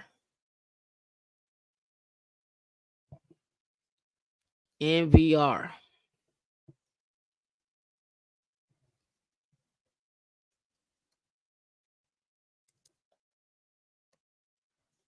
Never heard of them?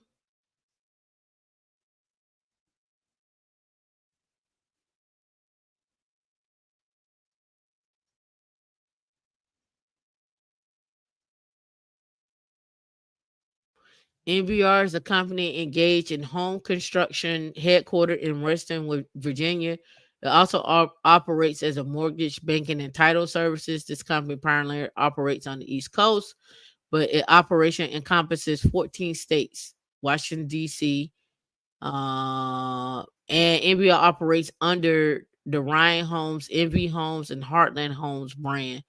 The company typically does not engage in land development. It acquires finished land lots that are ready for building, which the company believes mitigates the risk. As of 2023, the company is the fourth largest home construction company in the United States. NVR. So, NVR for 6 months, 19.38% year to date. 5.7 over a 5-year run, 175.77%. Let's go down here and look at their dividends. Security does not currently pay any dividends, but they are expected to continue to grow. 103, 118, 129, and 134. So there's some growth in this in NVR. Put them on your watch list. Put them on. You don't have to invest. Just put them on your watch list.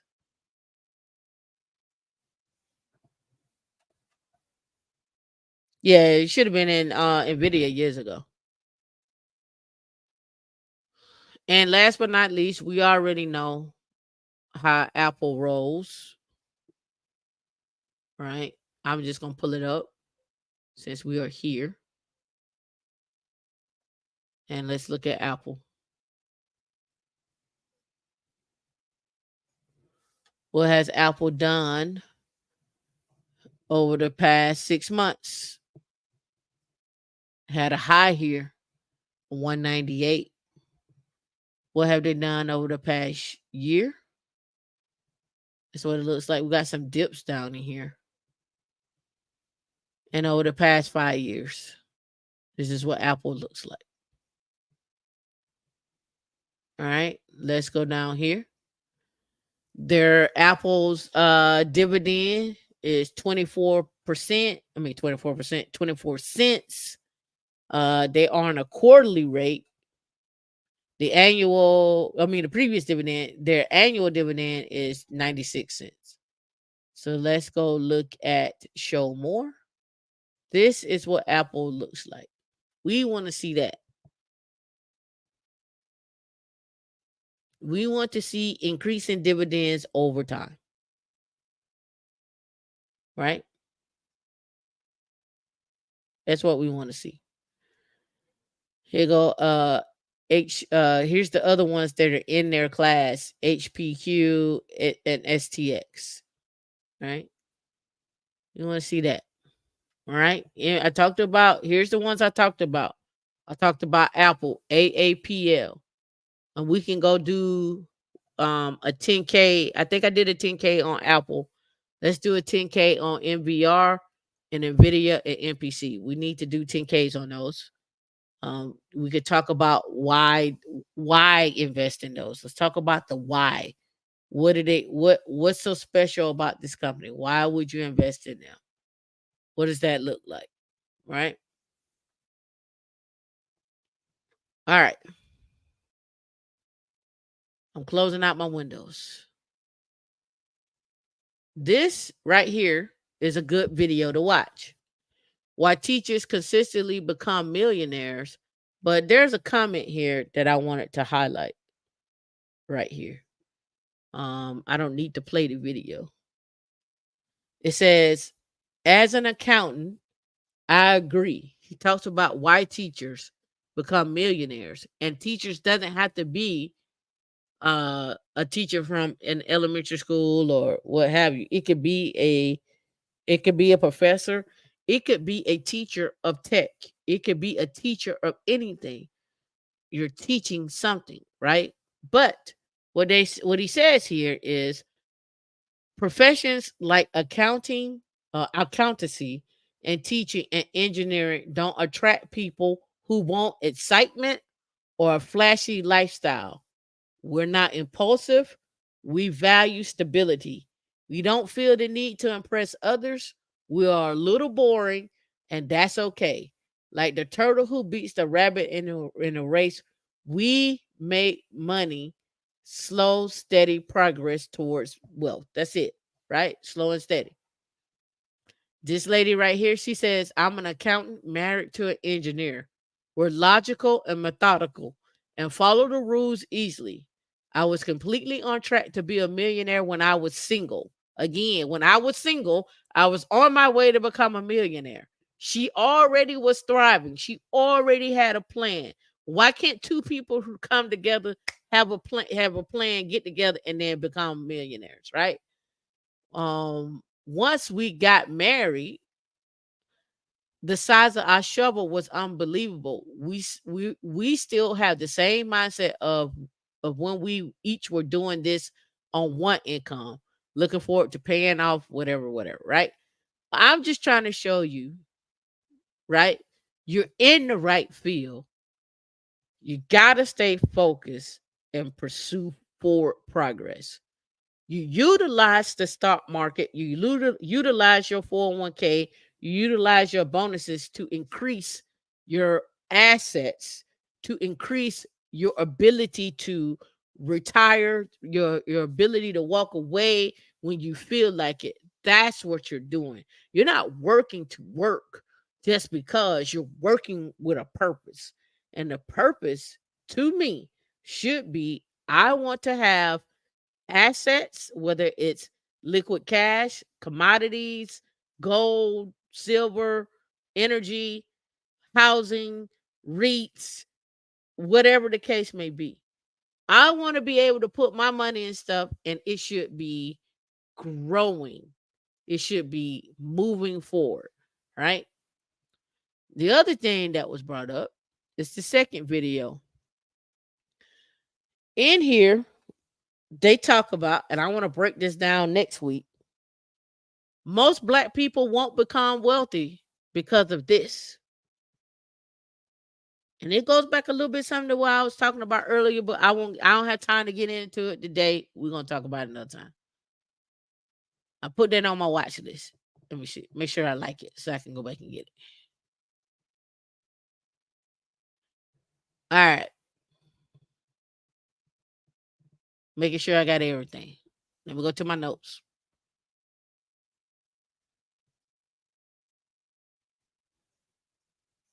We did the Pew research. We talked about that. I don't know if y'all could go read about why he think Mark Zuckerberg layoffs is going to be affecting us. Why he say the layoffs are happening. We're gonna close with a petty T, but I want to ask this question. It's an opinion. How spending less time on a job can make you a better worker? Do you think that's true or false? Put in the chat whether you think that's true or false. Spending less time on the job can make you a better worker. True or true or false? Yeah, I'm still giving away a one-on-one. I was waiting for D and them to give me how people gonna earn this one-on-one. I left it up to the people in the back.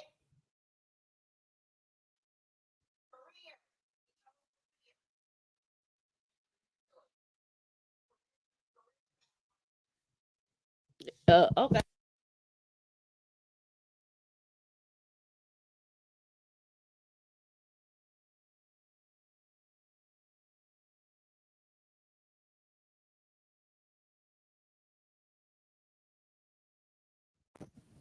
D say career one-on-one, but I'm talking about how they gonna earn it. D, yeah, how they gonna earn it? How they gonna earn it?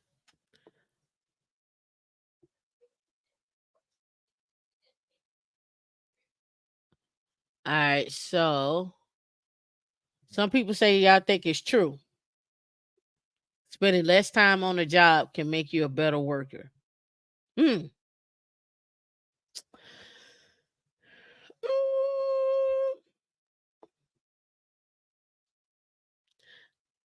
Of course, I'm gonna say no, but not because of spending more time at work. I think you need to be strategic in the time that you spend at work. That's what I think. You got to know who talking and who doing what, how they moving, where they going, who quit, who didn't, why. You know. All right. So one petty T moment.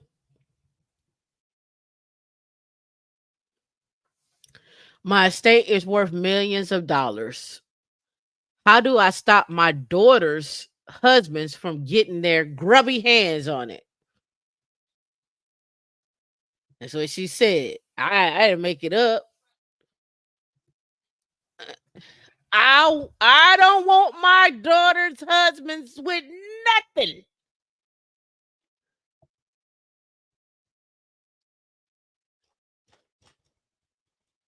Right? Let's go. Dear Monies, my wife and I live in California, as do three of our four grown daughters. And then it looks like it's kind of small on the screen. Let me blow it up a little bit more. Okay, that's better. We are revisiting our family trust for the first time in many years. We're getting older and have gradually built an estate worth a couple of millions of dollars. We want to make sure that in case our daughters get divorced, our hard-earned savings go to them and not their ex-husbands. Ooh. We consulted with two estate attorneys. This sounds like they got money, money. We consulted with two estate attorneys over this matter. We just wasn't comfortable with the first one, so we went back and talked to a different one and got different answers. The first said there's nothing we can do to legally enforce that their inheritance stays separate. The most we could do is put in some wording along the lines of it is our wish that the money stays separate. The second attorney said we can make our children sign a prenup as a condition of their inheritance. I like that one. I like that. Oh, you gonna go get married? You need a renup. You need a renup. Furthermore, we have one daughter who has already been married for 5 years and has three children. Another daughter who just got engaged has two other children who are single. Our daughter does not have a prenuptial agreement. How do we protect our gift to her? A retroactive prenup? How should we proceed?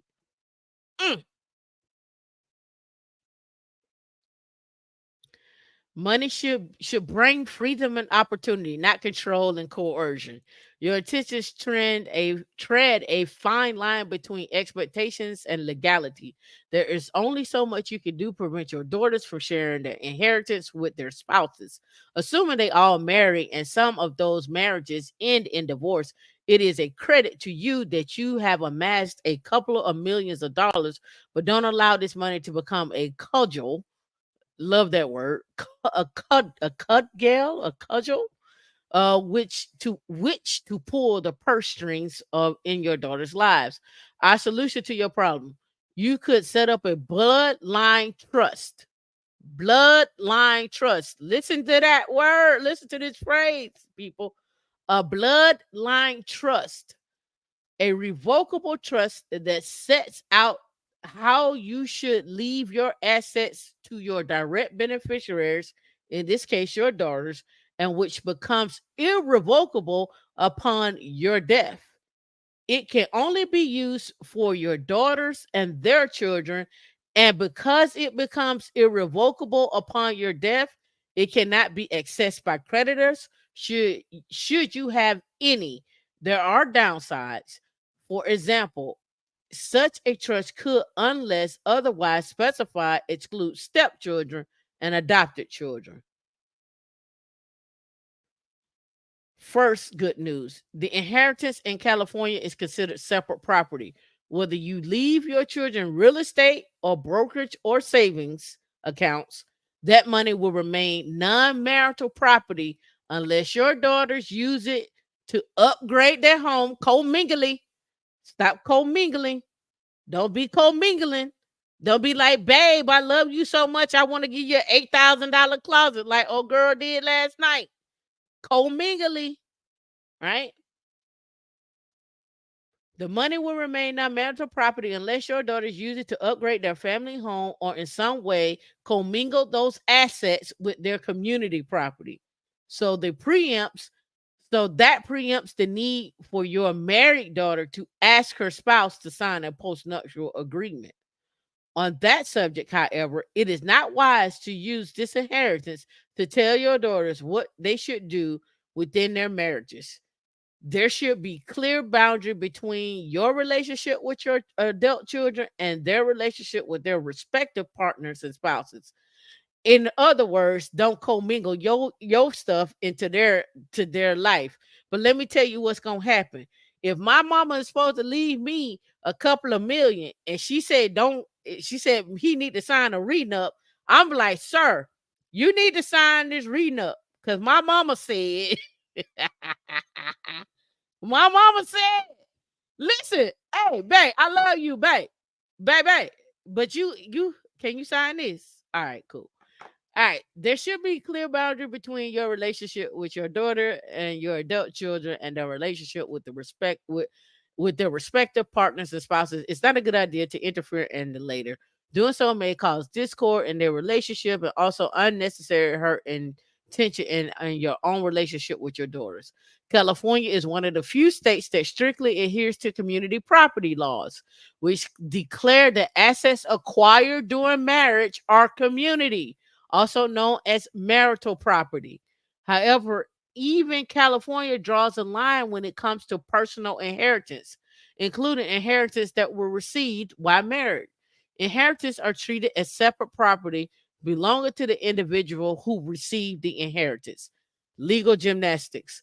Requesting in your last will and testament that your daughters receive their share of the estate on a condition that they do not share any of it with their husband presents a lot of impractical and legal gymnastics. What they do with their inheritance is their business unless you put their assets in a trust with strict instructions so that those assets should be used for your grandchildren's education, for example, or use the trust to provide an annual income. Her best bet is to provide an annual income to those daughters and keep it pushing. There's so many variables beyond your control. What if you die before your wife and she has different ideas about how your joint estate should be settled? What if your daughter husband is asked to sign a prenup and replies, "No way." What does your father think he is? Who does your father think he is? The best course of action is to make your daughters aware of how to manage separate assets that are inherited and how they could be accidentally commingled. Think about the quality time you have left with your family. You don't want Thanksgiving dinners to turn into a battle royale or worse, a situation where your daughters and partners gradually pull away. So he was say do some soul searching. So I say put it in a trust and just give them um an annual income and keep it pushing.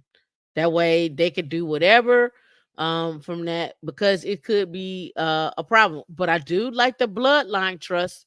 I'm gonna mark that. So excuse me, so we can go look at it and get into it. Okay, now it's time for the giveaway, and then we getting up out of here. Last but not least, the giveaway I think should be a drum roll. We're not gonna do a drum roll. We're gonna just do a one-on-one. We just gonna pick somebody, and what we picking this person based off of the how often they come here. Are they a member of the channel? Or what are we doing? Ask a question. D say ask a question. Okay, okay. All right. So, um, mm, mm. Okay, so based on the stream, can anybody in the chat describe to me um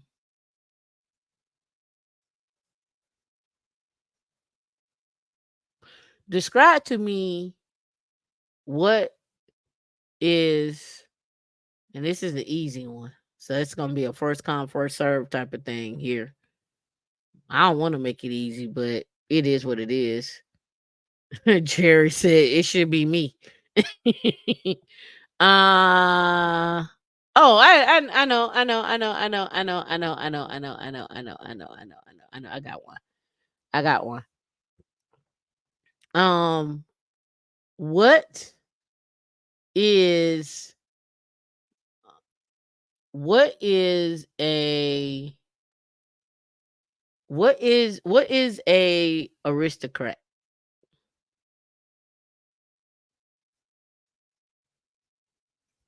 Make it simple.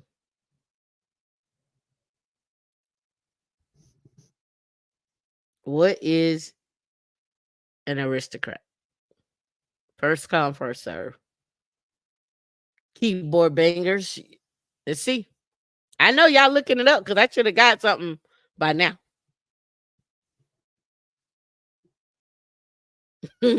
Jared talking about royal blue blood. Ooh, what is aristocrat? Ooh, we can tell people who ain't been here.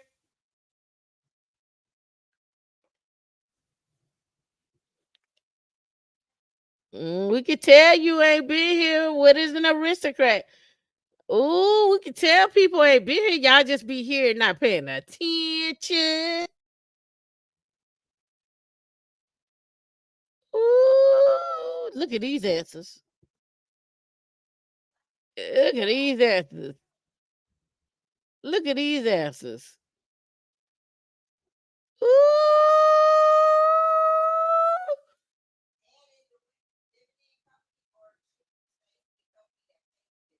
Mm-mm. It's not just a dividend company.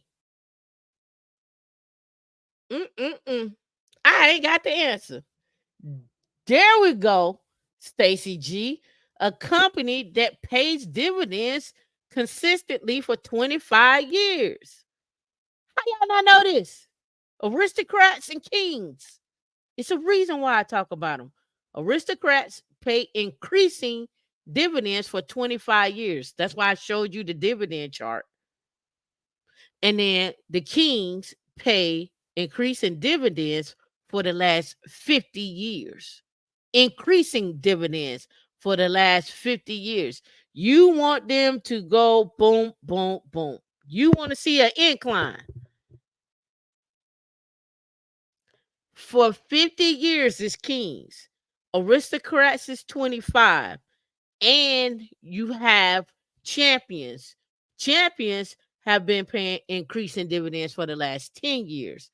The reason why I tell y'all to put y'all money into those kings and those aristocrats is because they've been paying increasing dividends for the past 25 and 50 years. And on top of that, you get some money out of it. So it's a win-win. It's conservative, but it works. Who do you think that I showed you today is, or give me this one. Give me one aristocrat and one king. Y'all can go look this up. What is one aristocrat and one king? And when you find that ticker symbol, put aristocrat and put king. I'm gonna give y'all one. I'm gonna give y'all one. You tell me. I'm gonna give you this one. I'm gonna make it simple for you. What is Coca-Cola? Is Coca-Cola aristocrat or a king? What is Coca-Cola?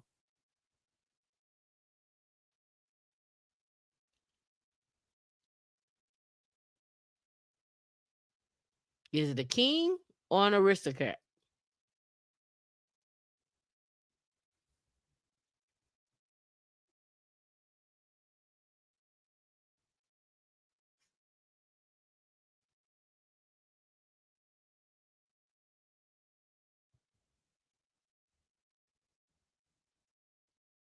Right?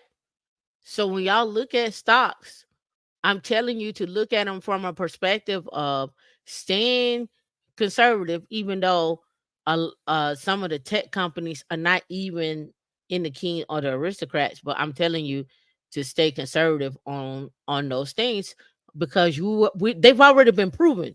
They've already got a track record of being an aristocrat. They already have a track record of being a king. You don't have to guess; they're already there. You don't have to guess what that stock is going to do. That's why I tell you that. Now, if you want to go outside of that, you can. I'm just pointing out to you, you can invest in the stock market in a conservative fashion and keep it moving. I bet y'all won't forget aristocrat and king no more. I bet you won't forget that.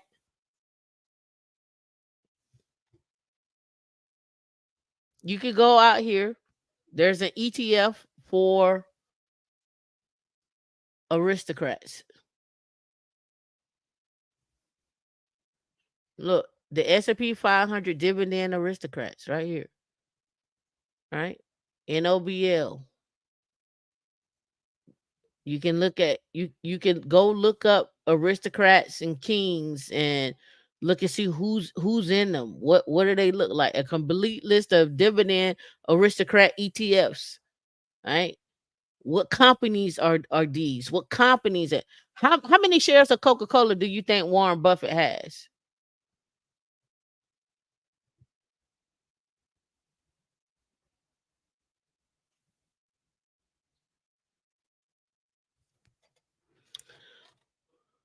Warren Buffett owns 19.9% of the outstanding Coca-Cola stock. The first Coca-Cola trade was made in Q4 1998. Since then, Warren Buffett bought shares 10 more times and sold shares on 8 occasions. The cost the stake costed the investor 13.2 billion, netting him an 81% gain. How many shares does Warren Buffett have of Coca-Cola? He has 24.1 billion shares of Coca-Cola. He owns four of value is value. He owns 400 million shares of Coca-Cola. He has 132 million shares of Chevron. He has 224 million shares of Occidental Petroleum. He has 325 million shares of Kraft. There is a whole book on investing like Warren Buffett. There are people that just use Warren Buffett's what he got in his portfolio. That's where they stay. They don't go, they don't stray, and they stay there. Right? So there's a book out there on called Investing Like Warren Buffett. I talked about it. It's a guy, he got a YouTube channel. Um Again, if you want to invest like Warren Buffett, you can. How to invest like Warren Buffett? It's a whole book. They had whole classes on them. Same way with Charlie. They got whole classes on them. If if Warren Buffett can get 400, if Warren Buffett got 400 million stocks, you can't get two a Coca-Cola. Two. The goal is always to aim to 100. All right, y'all. It's been real. It's my time. It is great outside. I gotta go. I got things I gotta do. We had fun with y'all. We gotta eat. We gotta sleep. Congratulations to Stacey G. Congratulations to you for hanging out on this stream. And also, before you get out of here, make sure you hit like. Make sure you hit subscribe. Go like a short. Go tell your mama. Go tell your daddy. And most of all, go tell your children. All right. We appreciate y'all.